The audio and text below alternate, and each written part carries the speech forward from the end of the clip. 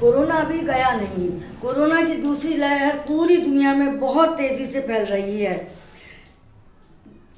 पांव पसार रही है। वायरस बहुत तेज़ी से कई कई रूपों में हम पर अटैक कर रहा है, फिर भी हम लापरवाह हैं, सतर्क नहीं है। अरे अब तो घरों में मास्क लगाकर भी रहना चाहिए। न जाने कौन कब कहां से करियर बनकर आ जाए और घर में बुजुर्गों को कोरोना हो जाए, उसमें लक्षण न दिखें आपको, परंतु करियर बन सकता है ऐसा आदमी जो बाहर घूम कर आता है। कोविड-19 वायरस का करियर हो सकता है खांसी, जुकाम, गले में खराश, लूज मोशन, सर में दर्द, कमज़ोरी, प्लेटलेट्स का कम होना, ये सब कोरोना के ही तो लक्षण हैं। हम समझते हैं हमें नॉर्मल वायरल फीवर है। वायरल फीवर समझकर हम 6, 7, 8 दिन तक इंतज़ार करते हैं कि अब बुखार उतरेगा, तब तक बहुत देर हो चुकी है। यदि हमें 1-2 दिन ही बुखार रहे तो हमें नज़दीकी डॉक्टर से सलाह लेकर तुरंत कोरोना का टेस्ट कराना चाहिए, ऑक्सीजन लेवल चेक करना चाहिए। ये ना सोचें कि मौसमी बुखार है। मौसमी बुखार के साथ ही साथ कोरोना वायरस भी मिक्स हो रहा है, और हम जितनी देर करेंगे उतनी देर में ही वायरस हमारे ऊपर पूरा कब्जा कर लेगा। बीमारी सीरियस हो जाएगी। बीमारी बढ़ने के बाद फिर हम डॉक्टर्स के यहाँ भागते हैं। हम जहाँ पहुँचते हैं वहाँ बेड नहीं, ऑक्सीजन नहीं, दवाएं नहीं, कहीं डॉक्टर्स नहीं, कहीं नंबर नहीं आ रहा। दिन दिन भर हमें डॉक्टर्स की दहलीज पर पड़े पड़े दम तोड़ना पड़ता है। इससे तो अच्छा है कि हम तुरंत लक्षण आते ही अपनी सुरक्षा स्वयं करनी शुरू कर दें, घरों में ही क्वारंटाइन हो जाएं, डॉक्टर्स की सलाह से ही दवाएं खाएं, तो हम ज़्यादा फ़ायदा हो सकता है हमें। ज़्यादा सीरियस होने पर डॉक्टर्स भी कुछ नहीं कर पाते। मौतों का आंकड़ा इतना बढ़ गया है कि अंतिम संस्कार के लिए सामग्री तक नहीं मिल रही।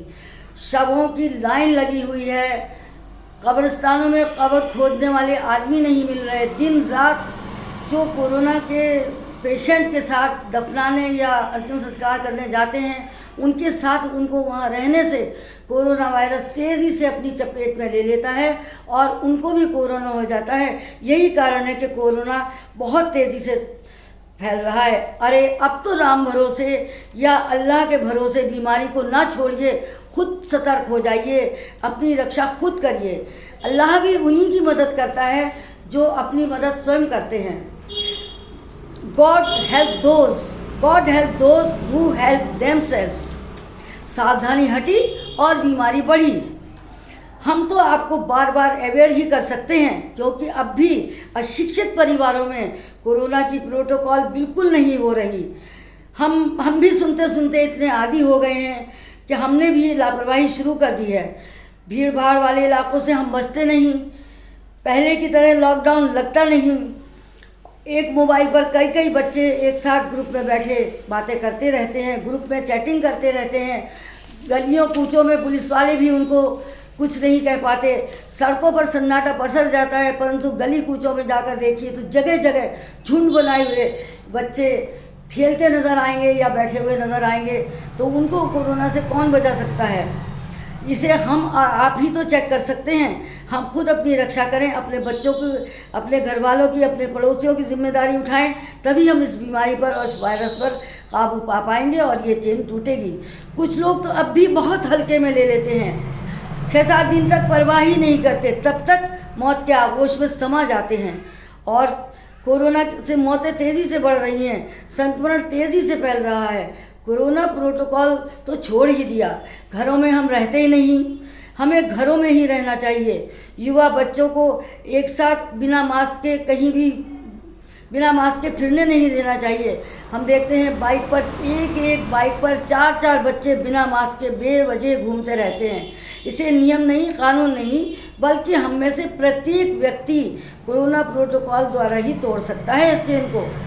अब तो 40 साल से नीचे बल्कि बच्चों तक में वायरस तेज़ी से फैल रहा है। बच्चों की गतिविधियों पर ध्यान दीजिए। बच्चे मुंह से बोलते नहीं। यदि उनके पेट में दर्द हो, बुखार हो, सर दर्द हो, बच्चा परेशान दिखे तो तुरंत नज़दीकी डॉक्टर से कांटेक्ट करें और उसका टेस्ट करवाएं, सही इलाज करवाएं, क्योंकि बच्चे में इम्यूनिटी कम होती है और उसका फेफड़े भी कमज़ोर होते हैं, इतना डेवलप नहीं हो पाता कि वो इस वायरस को ज़्यादा झेल सके। बिना मास्क के शादी में, मौत में कहीं भी ना जाएं। शादी में, मौत में कम से कम लोग शामिल हों।